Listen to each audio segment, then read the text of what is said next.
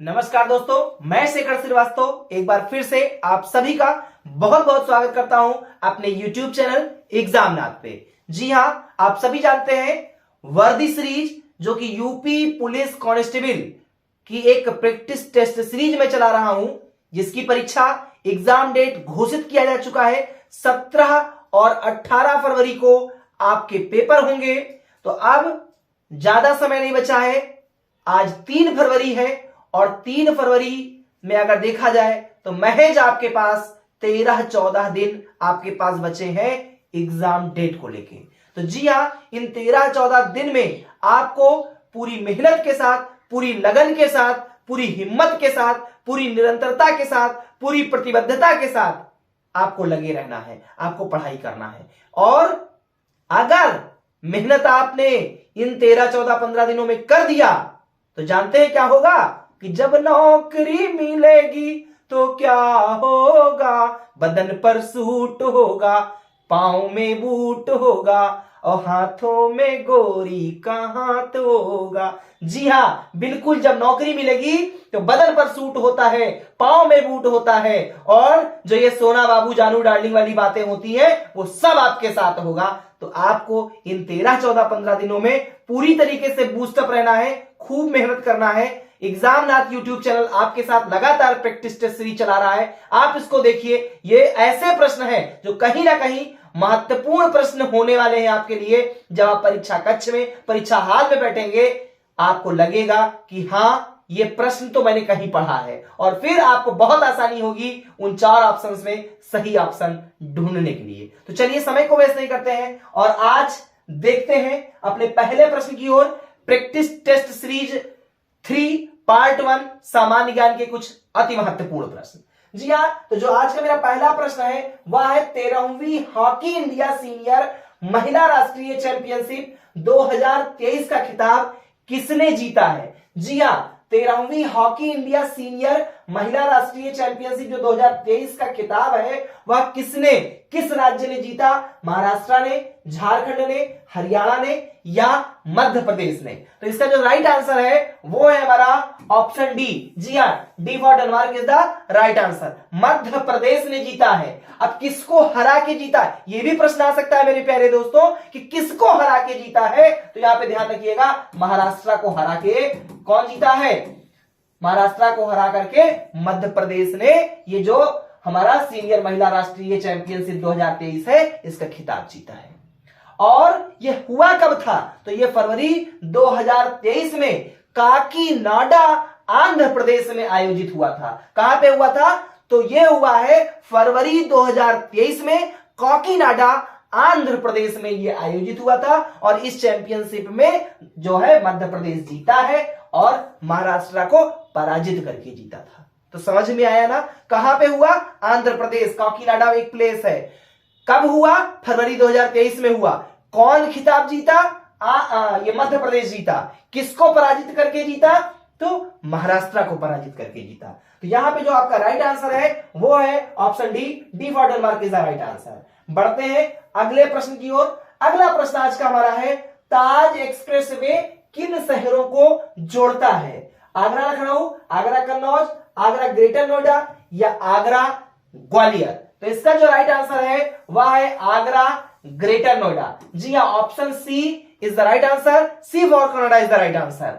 आगरा से ग्रेटर नोएडा को जोड़ने वाला जो ताज एक्सप्रेस है ये उत्तर प्रदेश का पहला एक्सप्रेसवे है। ये भी ध्यान रखिएगा, जो ताज एक्सप्रेसवे है ये किसको जोड़ता है, किन शहरों को जोड़ता है, तो यह जोड़ता है आगरा और ग्रेटर नोएडा को। यहां पर यह भी आप ध्यान रखेंगे कि जो आगरा से ग्रेटर नोएडा को जोड़ने वाला ये जो ताज एक्सप्रेसवे है यह उत्तर प्रदेश का पहला एक्सप्रेसवे है और जिसकी लंबाई कितनी है वो लगभग 165.5 किलोमीटर है। और इसकी न्यू जो है फरवरी 2003 में, जी हां, इसकी न्यू कब रखी गई थी, तो फरवरी 2003 में तत्कालीन मुख्यमंत्री मायावती जी ने रखी थी। किसने रखी थी, मायावती ने रखी थी। कब रखी थी, फरवरी 2003 में रखी थी। उस वक्त मायावती जी उत्तर प्रदेश की मुख्यमंत्री हुआ करती थी। तो समझ में आया कि जो हमारा ताज एक्सप्रेसवे है वो किसको जोड़ता है, आगरा ग्रेटर नोएडा को जोड़ता है। इसकी लंबाई 165.5 किलोमीटर है। इसकी नींव कब रखी गई, फरवरी 2003 में रखी गई। और किसने रखी, तो तत्कालीन मुख्यमंत्री मायावती जी ने रखी थी। चलिए बढ़ते हैं अगले प्रश्न की ओर। अगला, जी हाँ, तो क्वेश्चन नंबर 3 हमारा है, श्वेतांबर और दिगंबर किस धर्म के हैं, बौद्ध मत, जैन मत, हिंदुत्व या सिख मत। तो जिसका जो राइट आंसर है, जी हाँ, इसका जो राइट आंसर है वो है हमारा B Bombay is the right answer, Jain मत। श्वेतांबर और दिगंबर जो है ये जैन मत के संप्रदाय हैं। ये श्वेतांबर संप्रदाय और जो दिगंबर संप्रदाय है वह जैन धर्म के हिस्से हैं। किसके हैं, जैन। जब प्रथम जैन सभा में जैन धर्म का जो 12वां अंकों का जो संकलन किया गया उसमें भद्रबाहु के अनुयायियों ने हिस्सा नहीं लिया था।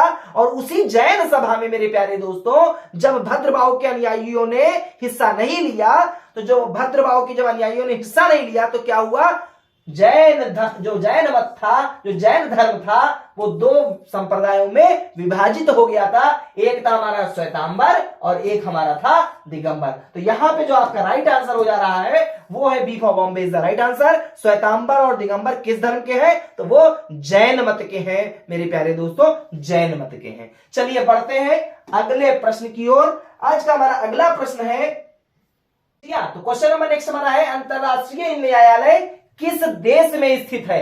अंतरराष्ट्रीय न्यायालय किस देश में स्थित है, आपको उस देश का नाम बताना है जहां पे अंतरराष्ट्रीय न्यायालय स्थित है। ऑप्शंस आपके सामने है, कौन कौन से, नीदरलैंड, संयुक्त राज्य अमेरिका, यूनाइटेड किंगडम या जर्मनी। तो इसका जो राइट आंसर है वो मेरे प्यारे दोस्तों है नीदरलैंड। जी हाँ, A for America is the right answer.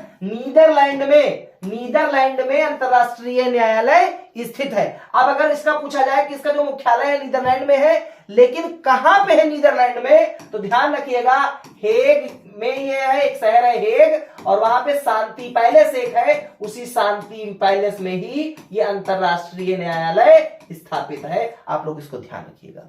और अंतरराष्ट्रीय न्यायालय को संयुक्त राष्ट्र के चार्टर एक्ट जून 1945 में स्थापित किया गया था। इसको भी आप ध्यान रखिएगा, जून 1945 में स्थापित किया गया था। और जो अंतरराष्ट्रीय न्यायालय के जो सामान्य सभा में जो टोटल न्यायाधीशों की संख्या होती है तो कितने उसमें चुने जाते हैं, तो ध्यान रखिएगा 15 न्यायाधीशों को चुना जाता है। किसमें, अंतरराष्ट्रीय न्यायालय के सामान्य सभा में 15 न्यायाधीश चुने जाते हैं, 15 न्यायाधीश चुने जाते हैं। जी हां, इसको नोट करते रहिए जरूर। जब भी आप वीडियो को देखिए जरूर साथ साथ बोलते हुए पढ़िए और कोशिश करिए कि कॉपी और पेन लेके बैठिए, नोट्स बनाते रहिए। जब आप नोट्स बनाएंगे उसको रिवाइज करेंगे तो और अच्छे से समझ में आपके आएगा। एक बार आप इसको देख लिया करिए, उसके बाद जब रिवाइज करना हो, एक बार जब आप दोबारा इस वीडियो को देखेंगे तो वो सारी चीजें, वो सारे फैक्ट आपके दिमाग में बिल्कुल सेट होकर के बैठ जाने वाले हैं। चलिए अगले प्रश्न की ओर बढ़ते हैं। अगला प्रश्न हमारा है, सूचना का अधिकार कब लागू हुआ। जी हां, जो सूचना का अधिकार है वो कब लागू हुआ, 12 अक्टूबर 2005 को लागू हुआ, या 12 अक्टूबर 2006 को लागू हुआ, 4 सितंबर 2005 में लागू हुआ, या 12 नवंबर 2006 में लागू हुआ। तो प्यारे दोस्तों जो सूचना का अधिकार है वह 12 अक्टूबर 2005 में लागू हुआ। कब लागू हुआ, 12 अक्टूबर 2005। सूचना का अधिकार 2005 जो अधिनियम है वो कब लागू हुआ था, तो ध्यान रखिएगा कब लागू हुआ, 12 अक्टूबर 2005 को लागू हुआ था। क्यों लागू हुआ था, सूचना का अधिकार क्यों आया, तो मेरे प्यारे दोस्तों भारतीय लोकतंत्र को मजबूत करने और शासन में पारदर्शिता लाने के उद्देश्य से भारतीय संसद ने सूचना का अधिकार अधिनियम 2005 को कब लागू किया था, 12 अक्टूबर 2005 को लागू किया। और जो ये अधिनियम आया, सूचना का अधिकार अधिनियम जो आया, इसको भारत के पूर्व राष्ट्रपति एपीजे अब्दुल कलाम के शासनकाल में लागू किया गया था। यह भी प्रश्न आ सकता है कि जो सूचना का अधिकार 2005 अधिनियम है ये किस राष्ट्रपति के शासनकाल में लागू हुआ था, तो मेरे प्यारे दोस्तों ध्यान रखिएगा यह एपीजे अब्दुल कलाम, जी हां बहुत बड़ा नाम है, एपीजे अब्दुल कलाम साहब के शासनकाल के दौरान इसको लागू किया गया था। कब लागू किया गया था, तो 12 अक्टूबर 2005 में लागू किया गया था। समझ में आया ना, बिल्कुल प्यारे दोस्तों आपको समझ में आना चाहिए। अगले प्रश्न की ओर बढ़ते हैं। अगला प्रश्न हमारा है डिस्कवरी ऑफ इंडिया पुस्तक के लेखक हैं। कौन है लेखक? सुभाष चंद्र बोस है, बाल गंगाधर तिलक है, जवाहरलाल नेहरू है या लाला लाजपत राय जी हैं। तो इसका जो राइट आंसर है, जी हां, डिस्कवरी ऑफ इंडिया के पुस्तक के लेखक कौन है? जवाहरलाल नेहरू जी हैं। डिस्कवरी ऑफ इंडिया जो पुस्तक है उसे जवाहरलाल नेहरू ने लिखा था। और कब लिखा था? तो ध्यान रखिएगा 1942 से 1946 के दौरान, जब वो अहमदनगर जेल में बंद थे। कहां पे? किस जेल में? अहमदनगर जेल में जब वो बंद थे, उस दौरान पंडित जवाहरलाल नेहरू जी ने डिस्कवरी ऑफ इंडिया पुस्तक लिखी थी। कब लिखी थी? 1942 से 1946 के दौरान मेरे प्यारे दोस्तों लिखी थी।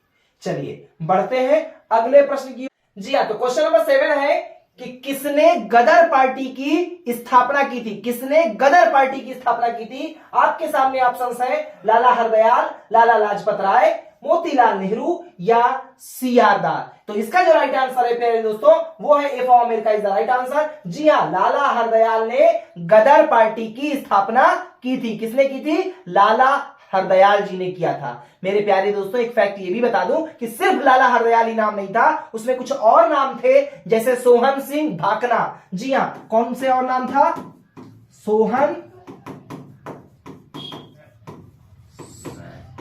सोहन सिंह भाकना, लाला ठाकुर दास जैसे लोगों ने कब किया था? तो ध्यान रखिएगा 25 जून 1913 में। 25 जून 1913 में गदर पार्टी की स्थापना हुई थी। किसने किया?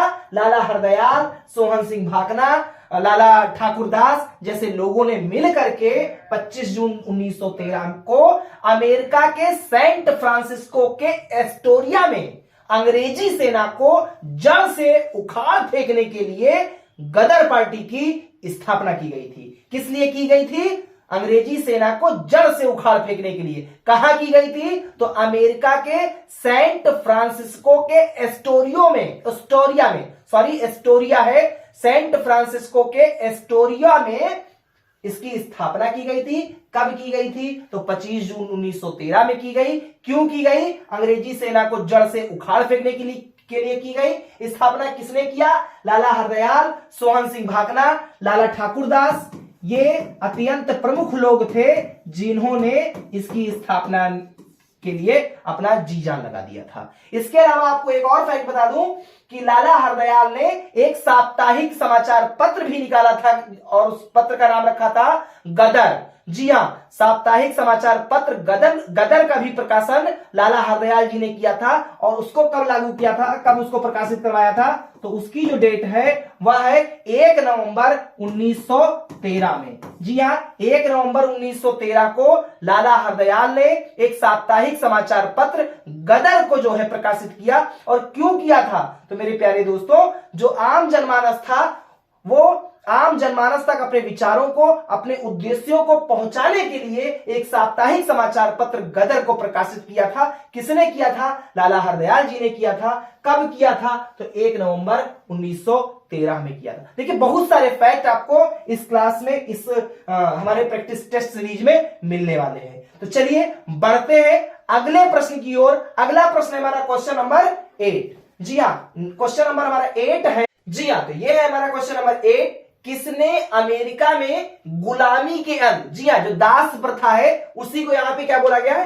दास प्रथा। बिल्कुल आपने सुना होगा दास प्रथा। तो इस दास प्रथा में जो गुलामी का अंत का निर्माण किसने किया? आपके सामने ऑप्शंस हैं जेफरसन ने, जॉर्ज वाशिंगटन, अब्राहम लिंकन या इनमें से कोई नहीं। जी हाँ, तो जो इसका राइट आंसर है वो है option C for Canada is the right answer. जी हाँ, अब्राहम लिंकन जो कि अमेरिका के राष्ट्रपति थे, उन्होंने ही दास प्रथा का अंत किया था। जी हाँ, अमेरिका के राष्ट्रपति अब्राहम लिंकन ने क्या किया था? दास प्रथा का अंत किया था, मतलब गुलामी के अंत का निर्माण किया था। और ये जो अब्राहम लिंकन जी थे, यह रिपब्लिक पार्टी के प्रमुख राजनेता थे और अब्राहम लिंकन को अमेरिका के प्रथम राष्ट्रपति के रूप में चुना गया था, वो भी अश्वेत। जी हां, अश्वेत राष्ट्रपति के रूप में अब्राहम लिंकन अमेरिका के पहले राष्ट्रपति चुने गए थे। चलिए बढ़ते हैं अगले प्रश्न की ओर। अगला प्रश्न हमारा है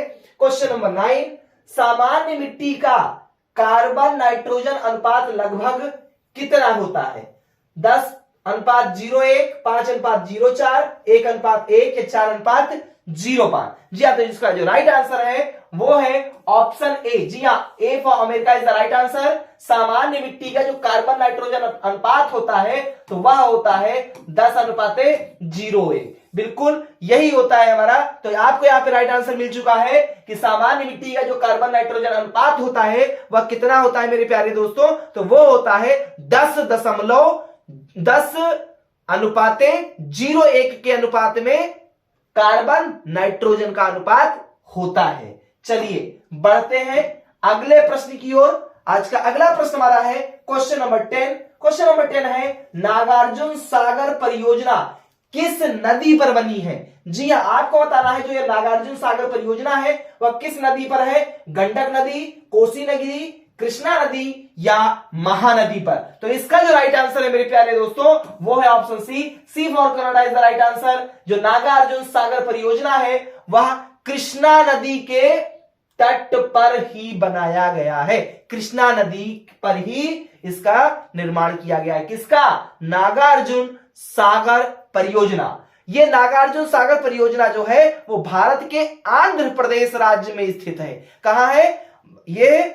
भारत के आंध्र प्रदेश राज्य के प्रमुख नदी घाटी परियोजनाओं में से एक है और यह हैदराबाद से 150 किलोमीटर दूर स्थित कृष्णा नदी पर स्थित है। कितने किलोमीटर दूर है यह हैदराबाद से? तो 150 किलोमीटर दूर है हैदराबाद से। जी हां, और इस बांध को बनाने की जो परिकल्पना है वह 1903 में ही किस सरकार ने किया था? तो उस वक्त ब्रिटिश हुकूमत थी और ब्रिटिश हुकूमत जब थी उसी दौरान ही इसकी एक परिकल्पना रखी गई थी। कब रखी गई थी? तो वो रखी गई थी 1903 में। और 10 दिसंबर 1955, जी हां 10 दिसंबर, ध्यान रखिएगा, 10 दिसंबर 1955 को तत्कालीन प्रधानमंत्री पंडित जवाहरलाल नेहरू ने इस बांध की नींव रखी थी। अगर कोई ये पूछे कि जो नागार्जुन सागर परियोजना है उसकी स्थापना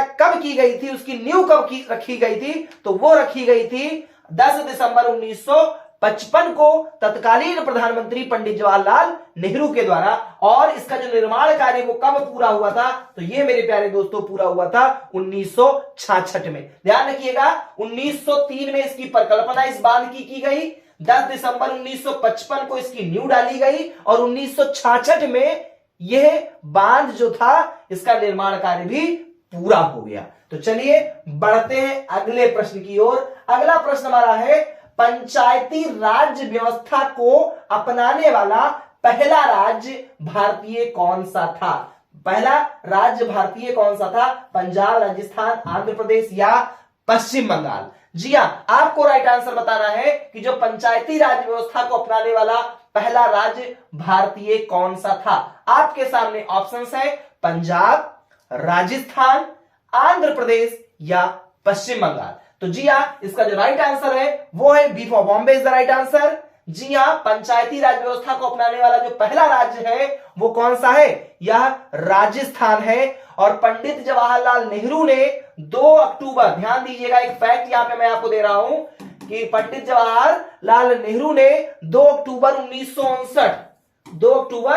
1959 को राजस्थान के नागौर जिले में, जी हां राजस्थान एक राज्य है और उसमें एक जिला है नागौर, नोट कर लीजिए नागौर एक जिला है।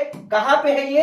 तो यह है राजस्थान में। तो पंडित जवाहरलाल नेहरू ने 2 अक्टूबर 1959 को राजस्थान के नागौर जिले से ही पंचायती राज व्यवस्था का उद्घाटन किया था। जी हां मेरे प्यारे दोस्तों, ध्यान दीजिएगा कि 2 अक्टूबर 1959 को राजस्थान राज्य के नागौर जिले से पंडित जवाहरलाल नेहरू ने क्या किया था, पंचायती राज व्यवस्था का उद्घाटन किया था। तत्पश्चात आंध्र प्रदेश में भी इस व्यवस्था को लागू कर दिया गया और पंचायती राज व्यवस्था को अपनाने वाला आंध्र प्रदेश दूसरा राज्य माना जाता है। बट प्रथम राज्य की अगर बात किया जाए तो मेरे प्यारे दोस्तों कौन सा होगा, वह राजस्थान होगा और दूसरे स्तर पे आंध्र प्रदेश होगा। तो समझ में आया आपको। यहां पे जो आपका राइट आंसर है वो है B for Bombay is the right answer. जी हां, राजस्थान जो है भारतीय राज्य व्यवस्था को अपनाने वाला प्रथम राज्य है। चलिए बढ़ते हैं अगले प्रश्न की ओर। अगला प्रश्न है, निम्नलिखित में से कौन सा विषय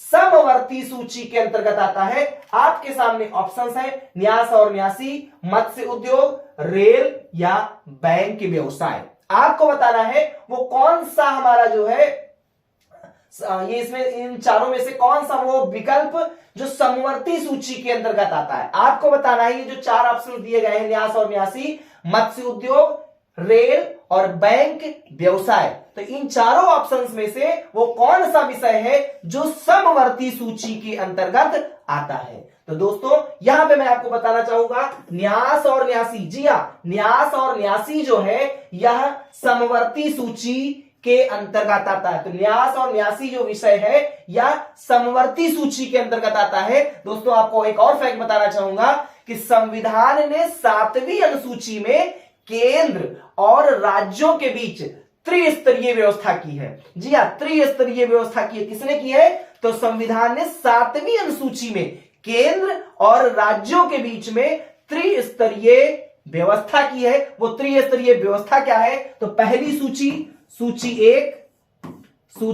एक जिसको संघ सूची बोला गया है, क्या बोला गया है, संघ सूची। सूची 2 में किसको क्या बोला गया है, सूची 2 में राज्य सूची बोला गया है और सूची 3 में, सूची तीसरे में किसको बोला गया है, तो यह बोला गया है समवर्ती सूची को। तो ध्यान रखिएगा यहां पे जो समवर्ती सूची की बात है, मैं लेकिन आपको तीनों वो जो त्रिस्तरीय व्यवस्था है उन तीनों को डिटेल में बता रहा हूं कि सूची फर्स्ट में संघ सूची है, सूची सेकंड में राज्य सूची है और सूची 3 में समवर्ती सूची है। अगर हम बात करते हैं कि संघ सूची में वो कौन कौन से विषय हैं जो सम्मिलित है, तो इसमें संघ सूची में मतलब सूची फर्स्ट में जो संघ सूची है इसमें आपका रेल हो गया, आपका बैंकिंग हो गया, आपके विदेशी मामले हो गए, आपका बीमा हो जाता है। ये सभी चीजें, ये सभी विषय संघ सूची के विषय हैं। जी हां, रेल, बैंकिंग, विदेशी मामले, बीमा, ये सब संघ सूची के विषय हैं। अगर हम सूची सेकंड राज्य सूची की बात करें तो पुलिस, कृषि, स्थानीय शासन, मत्स्य उद्योग, ये सभी चीजें राज्य सूची के अंतर्गत शामिल हैं। जबकि समवर्ती सूची में जनसंख्या नियंत्रण, परिवार नियोजन, वन, नापतौल, न्यास और न्यासी, ये सभी विषय समवर्ती सूची के अंतर्गत आते हैं। तो मेरे प्यारे दोस्तों इसको बहुत अच्छे से नोट करिएगा। फिर से एक बार मैं थोड़ा सा एक्सप्लेन कर देता हूं कि जो संविधान है उस संविधान के 7वीं अनुसूची में केंद्र और राज्यों के बीच में त्रिस्तरीय व्यवस्था की गई है। 3 स्तरीय कौन कौन सी है, संघ सूची, राज्य सूची और समवर्ती सूची। संघ सूची क्या क्या चीजें देखता है, जैसे रेल हो गया, जैसे बैंकिंग हो गया, जैसे विदेशी मामले हो गए, जैसे बीमा हो गया, ये सब संघ सूची के विषय हैं। अगर हम बात करते हैं राज्य सूची में तो जैसे पुलिस हो गया, जैसे कृषि हो गया, जैसे स्थानीय शासन हो गया, जैसे आपका मत्स्य उद्योग हो गया, ये सब राज्य सूची के हिस्से हैं। जबकि बात किया जाए समवर्ती सूची की तो समवर्ती सूची में आपका जनसंख्या नियंत्रण हो गया, आपका परिवार नियोजन हो गया, आपका वन हो गया, आपका नापतौल हो गया, आपका न्यास और प्रशासन हो गया, ये सारी चीजें आपकी समवर्ती सूची के अंतर्गत आता है। तो समझ में आया ना मेरे प्यारे दोस्तों, यहां पे जो आपका राइट आंसर है वो हो जाएगा क्या चीज, न्यास और न्यासी। तो समवर्ती सूची के अंतर्गत कौन सा विषय आता है यहाँ पे चारों ऑप्शंस में, तो वो है आपका न्यास और न्यासी। चलिए बढ़ते हैं अगले प्रश्न की ओर। अगला प्रश्न है भारत के संविधान में कुल कितने भाग हैं, 24, 20, 18 या 22। जी हाँ, फटाफट आप लोग भी कमेंट बॉक्स में उत्तर दे सकते हैं और इसका जो राइट आंसर है वो है मेरे प्यारे दोस्तों option D for Denmark is the right answer. Bharat का जो संविधान है जो कि 26 जनवरी 26 नवंबर 1949 को संविधान सभा द्वारा पारित किया गया था। कब किया गया था? तो 26 नवंबर 1949 को संविधान सभा द्वारा पारित कर दिया गया था। वो अलग बात है कि इसको लागू 26 जनवरी 1950 में किया गया, तभी से हम 26 जनवरी को गणतंत्र दिवस मनाते हैं। बट संविधान सभा द्वारा 26 नवंबर 1949 को ही यह संविधान सभा द्वारा पारित कर दिया गया था तथा इसमें कुल 22 भाग हैं। कितने भाग हैं? तो 22 भाग थे, सॉरी यहां पे 22 भाग है, 395 अनुच्छेद हैं। ध्यान से और एक एक चीजों को, एक एक नोट्स को लिखते रहिएगा। और इसमें 8 अनुसूचियां हैं। क्या है? 8 अनुसूचियां थी। कब यह पारित किया गया? तो 26 नवंबर 1949 को जब संविधान सभा ने इसको पारित किया तो उसमें 22 क्या थे? 22, इसमें कुल 22 भाग थे, 395 अनुच्छेद थे और 8 अनुसूचियां थी। जबकि ये जो 8 अनुसूचियां हैं वर्तमान में इसकी संख्या बढ़ करके 12 हो चुकी है। तो अगर हम वर्तमान समय की बात करें तो वर्तमान समय में जो संविधान है उसके 22 भाग हैं, 395 अनुच्छेद हैं और 12 अनुसूचियां हैं। बट जब 26 नवंबर 1949 को क्या हुआ था? जब 26 नवंबर 1949 को संविधान सभा के द्वारा इसे पारित किया गया था तो उस समय 22 भाग थे, 395 अनुच्छेद थे और 8 अनुसूचियां थी। यहां पे आपको समझ में आ गया। पूछा जा रहा था कुल कितने भाग हैं, तो भाग हमारे हो जाते हैं 22। D for Denmark is the right answer. जी हां, अब बढ़ते हैं अगले प्रश्न की ओर। अगला प्रश्न है, भारत एक है, हिंदू मुस्लिम राष्ट्र है कि हिंदू राष्ट्र है, धर्मनिरपेक्ष राष्ट्र है या इनमें से कोई नहीं? तो जी हां, जो भारत है वह भारत एक धर्मनिरपेक्ष राष्ट्र है। यहां पे ऑप्शन सी सही हो जाता है। C for Canada is the right answer. पंथ निरपेक्ष क्या होता है दोस्तों? तो पंथ निरपेक्ष का अर्थ है कि सरकार किसी भी धर्म को राजधर्म की मान्यता या संरक्षण प्रदान नहीं करती, वह सभी धर्मों का समान व्यवहार करती है, वो सभी धर्मों के साथ समान व्यवहार करती है, वो किसी भी धर्म को मान्यता या संरक्षण प्रदान नहीं करेगी। यही है धर्मनिरपेक्षता। तो समझ में आया भारत एक कैसा राष्ट्र है? तो भारत एक धर्मनिरपेक्ष राष्ट्र है। Option C for Canada is the right answer. बढ़ते हैं अगले प्रश्न की ओर। आज का अगला प्रश्न है, जी हाँ, तो क्वेश्चन नंबर 15 हमारा है कि संविधान के अनुसार इनमें से कौन सी भारत की राष्ट्रीय भाषा है? जी हाँ, आपको बताना है कि भारत की राष्ट्रीय भाषा कौन सी है। भारत की कोई राष्ट्रीय भाषा नहीं है, हिंदी और अंग्रेजी या हिंदी या अंग्रेजी। तो जी हाँ, इसका जो राइट आंसर है वो है option A for America is the right answer. Bharat की कोई राष्ट्रीय भाषा नहीं है। जी हाँ, हिंदी। जरूर आप सोच रहे होंगे कि हिंदी तो है, तो हिंदी भारत की राष्ट्रीय भाषा मेरे दोस्तों नहीं है। हिंदी भारत की क्या है? वो राजभाषा है, वो राष्ट्रीय भाषा नहीं है। जी हाँ, हिंदी जो है वो भारत की क्या है? वो राजभाषा है। और 14 सितंबर 1949 को 14 सितंबर 1949 को क्या किया गया था? हिंदी को संवैधानिक रूप से भारत का क्या माना गया? राजभाषा माना गया। और यही कारण है कि 14 सितंबर को प्रतिवर्ष हम क्या मनाते हैं? हिंदी दिवस मनाते हैं। लेकिन यहां पर प्रश्न है भारत की राष्ट्रीय भाषा। बिल्कुल यही मैंने बताया आपको। प्रश्न के नेचर को आप समझिए। भारत की राष्ट्रीय भाषा कोई नहीं है। यहां पे अगर होता कि भारत की राजभाषा क्या है तो जरूर आपका ऑप्शन सी हो सकता था। बट यहां पे राजभाषा की जगह पे क्या पूछा गया? राष्ट्रीय भाषा। तो भारत की कोई राष्ट्रीय भाषा मेरे प्यारे दोस्तों नहीं है। हिंदी राजभाषा है जिसे 14 सितंबर 1949 को संवैधानिक रूप से राजभाषा के रूप में घोषित किया गया। बढ़ते हैं अगले प्रश्न की ओर। अगला प्रश्न है 24 जनवरी 1950 को संविधान सभा के 284 सदस्यों ने हस्तलिखित संविधान पर हस्ताक्षर किए जिसमें महिलाएं शामिल थी। जी हाँ, आपको बताना है जो टोटल जो संविधान तैयार हुआ तो उसमें 284 सदस्यों ने उस संविधान पे हस्ताक्षर किए। आपको बताना है उसमें कितनी महिलाएं शामिल थी? 30, 20, 15 या 25। तो यहां पे जो आपका राइट आंसर है वो है आपका जो है 15। जी हाँ, कितनी महिलाएं शामिल हुई थी? तो 15 महिलाएं शामिल हुई थी option C for Canada is the right answer. Total 15 महिलाएं शामिल हुई थी। टोटल 284 सदस्यों में 15 सदस्य थी वो महिला थी जिन्होंने उस संविधान पर हस्ताक्षर किए थे। तो समझ में आया? बिल्कुल समझ में आया। जो 24 जनवरी 1950 को संविधान सभा के 284 सदस्यों ने जो हस्तलिखित संविधान सभा पे हस्ताक्षर किए, उनमें से 15 महिलाएं शामिल थी। चलिए बढ़ते हैं अगले प्रश्न की ओर। अगला जी हाँ, तो क्वेश्चन नंबर हमारा 17वां है, निम्नलिखित में से कौन सा जोड़ा गलत है? जी हाँ, आपके सामने जो 4 ऑप्शन दिए गए हैं उसमें बताना है कि कौन सा जोड़ा गलत है। पहला ऑप्शन है भरतनाट्यम, जो कि तमिलनाडु से क्या बिलोंग करता है, कथकली कर्नाटक राज्य का है, ओडिसी उड़ीसा का है, और कुचिपुड़ी आंध्र प्रदेश का है। तो जी हाँ, आपको बताना है कि इसमें कौन सा जोड़ा गलत है। तो इसका जो राइट आंसर है मेरे प्यारे दोस्तों वो है कथकली कर्नाटक। जी हाँ, जो कथकली नृत्य है ये कर्नाटक से बिलोंग नहीं करता है, यह केरल राज्य से बिलोंग करता है। जी हाँ, जो कथकली डांस है, जो कथकली नृत्य है वो किस राज्य से बिलोंग करता है? तो ये केरल के योद्धा जनजाति नायर में प्रचलित रहा है, और इसमें नृत्य एवं संगीत का एक अनोखा मिश्रण आपको देखने को मिलता है। तो ये जो कथकली है नृत्य, ये कर्नाटक से बिलोंग नहीं करता है, यह संबंधित है केरल राज्य से। और अगर हम बात करें इसके प्रमुख कलाकारों की, तो कृष्णन कुट्टी, शंकर कुरूप, शांताराव और शंकरन आदि ये प्रमुख कलाकार हैं किसके?